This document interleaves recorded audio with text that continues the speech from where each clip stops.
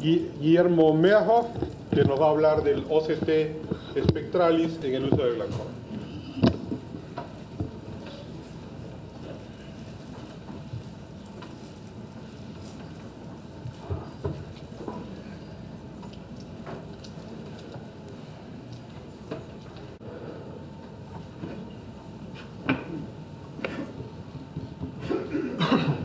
Bueno, el tema que vamos a hablar entonces ahora es en particular de los OCT Spectralis. Por suerte ya se dijeron una cantidad de cosas, estoy de acuerdo con la gran mayoría de todas ellas, y yo le voy a hablar en particular de las cualidades de este equipo. Yo ya mostré varias imágenes.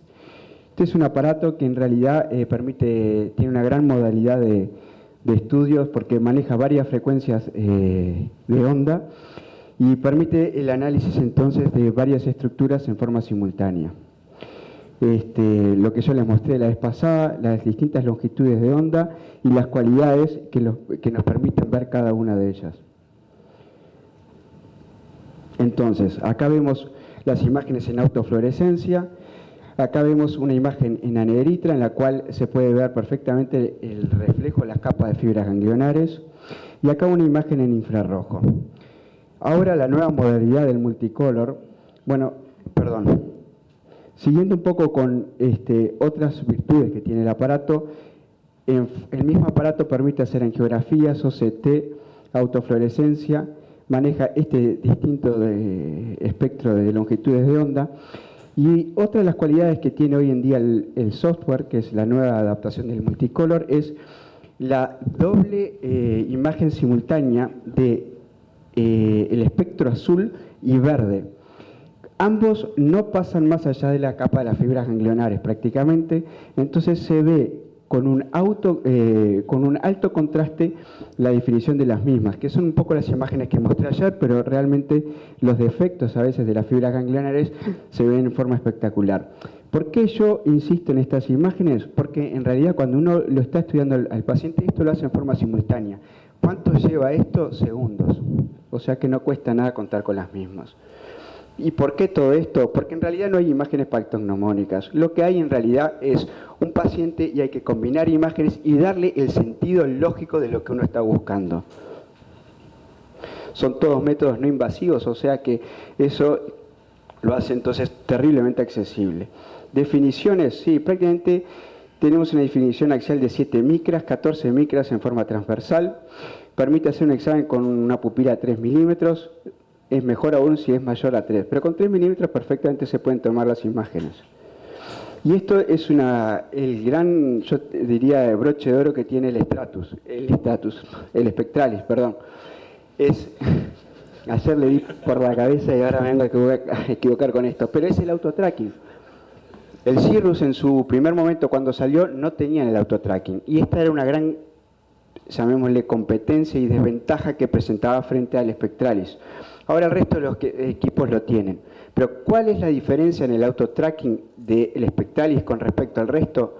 Es la velocidad del mismo. Todavía sigue siendo el más veloz en captar movimientos y en hacer el ajuste del autotracking. A su vez tiene otra cosa que, ahora vamos a ver un poco eso, cómo incluso se ha mejorado y las definiciones de las imágenes son realmente buenas. En forma del diagnóstico, esto ya fue un poco dicho, están las escalas ajustadas según una base normativa, pero en realidad lo que más importa no es quizás la comparación, como se dijo recién, de las bases normativas, sino es ver qué es lo que tiene el paciente, relacionarlo con la lógica de cómo se nos presenta el paciente. Y lo que importa de los valores que uno tiene es cómo cambian en el tiempo. Y vamos a ver un poquito más de eso. El aparato a su vez tiene, esta es otra cosa un poco que lo hace único al Spectralis, es esto, ART activado. El aparato toma una cantidad de imágenes simultáneas, las va superponiendo, y cuando hay diferencias entre las imágenes, las diferencias las va contrarrestando, es decir, elimina el ruido como tal, y eso hace que la calidad de imagen sea aún superior. Por supuesto, cuando uno se enfrenta a estas nuevas imágenes, lo que tiene que exigir es que la calidad sea lo más adecuada posible. Cuando la calidad de estos estudios se acerca a los límites de lo que uno puede referir como bueno, ya la reproducibilidad de lo que uno está buscando es mala. Cuidado con eso, porque entonces, si uno lo quiere tener como reper para el seguimiento, no va a ser tan exacto. Este es el scan, más o menos las características de la base de datos, pero como yo les dije, yo esto no le tomo tanta importancia, lo tomo como para seguimiento. Ahora, ¿qué es esto de Phobia to Disk FODI, el famoso FODI? Y esto es otra diferencia que es muy tonta, pero sí será importante. Observen, se presenta el paciente así, con este tipo de inclinación. Pero, ¿qué pasa si ese paciente cuando se sienta con el aparato tiene esta otra inclinación? Entonces va a haber una pequeña rotación de lo que es el centro de la papila con respecto a la mácula y entonces el trazado de la línea va a estar distinto. ¿Por qué importa esto? Y es algo que es muy lógico. Si uno traza una línea, un círculo, para medir el espesor de las fibras ganglionares, el centro de esa línea tiene que ajustarse en realidad el punto de partida de esa línea con la línea que une. Entonces, el centro de la papila con el de la mácula, porque la base de datos está hecha de esa manera. Por lo tanto, entonces, cuando comparamos a nuestro paciente con la base de datos, lo ideal es que coincida con la misma posición como fueron tomados los pacientes de la base de datos, para evitar este corrimiento de las mismas. Porque entonces uno lo que está haciendo es agregando variabilidad interexamen, y eso entonces limita la comparación con la base de datos. Entonces, cuando uno tiene al paciente, eso uno lo puede corregir en la medida que le está haciendo la imagen y puede entonces centrar el punto de partida de las medidas de las fibras alrededor del nervio óptico como fue tomado con la base de datos. Y entonces uno elimina este tipo de ruidos que interfieren con la clasificación con la base normativa. Acá vemos, con respecto al espesor de la mácula, vamos a ver, como ya se dijo, este tipo de imágenes.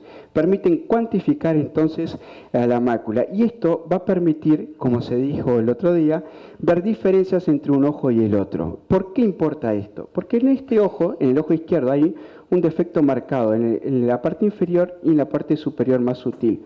Cuando uno analiza este mapa de espesores de mácula, este sector inferior hace la resta del espesor inferior menos el superior. Como en el inferior hay un gran defecto, aparecen estas imágenes en negativo. El ojo derecho, su ojo contralateral, que clínicamente se presenta como normal, las bases normativas así lo dan como normal, cuando hace la resta de la retina inferior menos la superior, muestra una imagen equivalente a la del ojo izquierdo. Y yo les dije el otro día que en el glaucoma existe una gran semejanza en la presentación de los síntomas entre ambos nervios ópticos, y seguramente así sea en la retina. Y esto se está por demostrar, pero no es de sospechar que este paciente entonces comience a presentar ya elementos en la evolución de su glaucoma, precoces a todo lo que hemos visto. Esta es otra cosa que también se viene. Para Heidelberg esto va a estar en realidad aparentemente disponible a partir del mayo de 2014.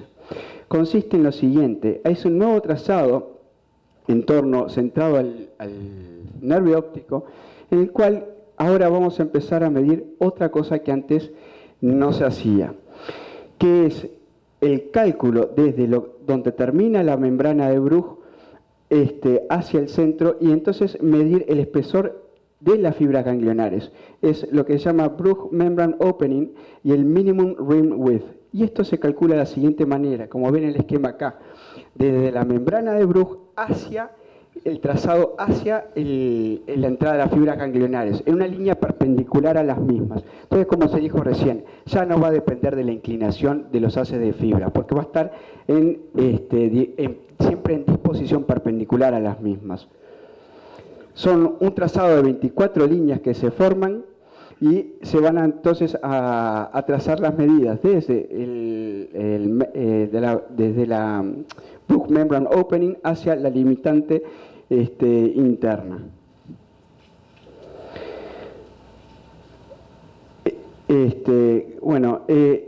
Esto es algo que se viene todavía, no está muy aprobado, pero esto rompe un poco con los esquemas que uno tiene en realidad como trazado del nervio óptico, de lo que es la papila, porque uno siempre el margen lo toma desde el anillo de Elsching hacia adentro. Con este nuevo concepto, esto ya no corre más, sino que el nervio óptico va a ser entonces estudiado desde el punto de vista de a partir de la membrana de Brugg hacia la capa de fibras en la entrada del nervio óptico. Entonces se van a obtener este tipo de imágenes a las cuales tampoco estamos acostumbrados a ver, en la cual uno dice, bueno, el anillo pasa por este sector, no, el anillo ahora va a pasar por este sector, más adentro. Entonces uno cuando ve, esta es la nueva modalidad de las imágenes que se van a venir, entonces el trazado y la configuración del anillo neuroretinal va a estar dado en cada punto de esas 24 líneas desde la Brugg, en una línea que va a estar en forma perpendicular a la entrada de las fibras ganglionares en la papila. Estas son las nuevas imágenes que se vienen, y esto entonces es un nuevo paradigma que vamos a tener que empezar a ver. El límite, ¿por qué? Porque en realidad el límite de la membrana de Brugg hacia adentro es invisible, o sea que nosotros no lo vemos. La única manera que tenemos de verlo es a través del OCT. Y la otra cuestión es que es independiente entonces de la orientación del RIM, del anillo neuroretinal. Son los dos nuevos conceptos. Y entonces cuando uno compara este nuevo análisis con lo que uno está acostumbrado con el análisis de Murphy, por ejemplo, este sería la lectura del análisis de Murphy y este es el nuevo valor de lectura entre la Brugg y la limitante interna y la disposición de las fibras ganglionares. O sea que son muy distintas las medidas. La pregunta es, entonces, ¿qué es más sensible? ¿Qué es lo que más sirve? Bueno, aparentemente esto es uno de los trabajos que está impulsando todo esto, que cuando comparan, por ejemplo, la sensibilidad del Murphy respecto a estas nuevas medidas, en todos los sectores la papila es más sensible y más específico. Esta es otra cosa que también se está viniendo, que es el Anatomic Position System, que es esto mismo, pero, como le decía hoy del FODI, está centrado según dónde se topografíe la foviola. Entonces, todos esos valores y la base normativa van a estar en función de eso. Lo que le decía hoy del tilt, eso se va a evitar gracias entonces al centrado que uno va a tener que hacer respecto a estas imágenes. Y se va a eliminar entonces la variabilidad que hay, porque todos tenemos en realidad la fobia topografiada un poco distinto a lo que es el disco óptico. Y esa variabilidad es la que también está interfiriendo en la interpretación cuando uno compara con una base normativa. Conceptos a tener en cuenta. ¿Qué es la desviación, el coeficiente de variación? Esto es algo que es muy simple, ténganlo en cuenta. Los coeficientes de variación, cómo se estudian, es la desviación estándar de un valor que uno controla dividido la media. Y eso esto se muestra como un porcentaje. Entonces se considera un cambio cuando este es mayor a ese porcentaje. Entonces cuando uno compara, por ejemplo, los valores que en un principio uno los podía ver con el Stratus, cuando viene el Spectralis observen estos. Al Stratus antes le decían que tenía coeficientes de variación muy bajos, que eran excelentes, y siempre los nombraban en forma global, 5.2. Pero cuando uno los analizaba en forma sectorial pasaban a 20, 12, 11, 12, y esto no es bueno. Se consideran coeficientes de variación aceptables cuando van por debajo, por lo general, de un 5%. Con el Spectralis uno obtiene coeficientes de variación en forma sectorial mucho más bajos, 2.3, 3, o sea que esto sí es realmente bueno. ¿Y qué es lo que uno puede deducir de esto? Lo siguiente, que para captar cambios significativos en el espesor de las fibras o trasladarlo a micras, uno puede considerar con estos coeficientes de variación que en cada sector estas variaciones en micras pueden llegar a ser significativas. comparado a lo que uno estaba acostumbrado a ver, por ejemplo, antes con el Stratus. Entonces estos son defectos, y los defectos acá van a pasar a significativos cuando, por ejemplo, esto con el Spectralis, cuando son mayor a 4.3 prácticamente, lo que les decía recién. Esta es la de diferencia de las imágenes, la velocidad en el escaneo, esto es lo que marca la diferencia entre los equipos, la reproducibilidad de las mismas. Acá comparan 7 equipos, cuál era el más reproducible, cuál tenía los mejores coeficientes de variación. Por eso nosotros compramos el equipo de Heidelberg. Ojalá Heidelberg me pagara por esto, pero no lo hace. Y acá un poco lo mismo, lo que les mostraba hoy en el seguimiento a este paciente. Acá habían defecto de fibras, esto lo mostramos ayer en la imagen en negrita. Acá no los captaba, la base normativa en comparación con este paciente no fueron captados. Sin embargo, en la evolución acá aumentan los defectos y acá sí lo captan, entran en borderline. Entonces, si ustedes me dicen, ¿y para qué las imágenes en negrita? Y por esto mismo, porque a veces uno, en un pequeño porcentaje de pacientes, puede ver defectos que con los equipos todavía no se detectan. Es un parámetro muy subjetivo, pero ahí lo ven y es claro. Esto es también lo que permite entonces el Spectralis en la forma de seguimiento, permite comparar entonces, según la reproducibilidad que tengan las imágenes, cambios a nivel macular que pueden estar indicando, como vemos acá, el defecto de Hoyt, y acá estas imágenes en rojo, la evolución hacia el glaucoma. Lo que yo hoy les mostraba del paciente de hoy, ojo izquierdo con estos defectos y el ojo derecho que se presenta como normal según el Morphis, y acá el defecto a nivel del mapeo macular, que puede ser un elemento muy precoz para el diagnóstico del glaucoma. Esto ya se mencionó, y lo que les mostraba yo el otro día, que esto sí es muy interesante, que muchas veces los defectos son bien visibles por su cara inferior, y a veces los software fallan en el trazado de acá porque les cuesta trazar la línea que delimita realmente la capa de fibras ganglionares. Entonces a veces están estas pequeñas fallas. Y lo que se ve, que es lo que yo les mostraba ayer, por lo general en la fibra, en las imágenes en aneritra, es menor al defecto que puede mostrar el OCT. Porque para que uno capte la imagen en aneritra, tiene que haber una pérdida de por lo menos del 50% de la capa de fibras ganglionares, que para verlo en el perfil del OCT, eso no es necesario.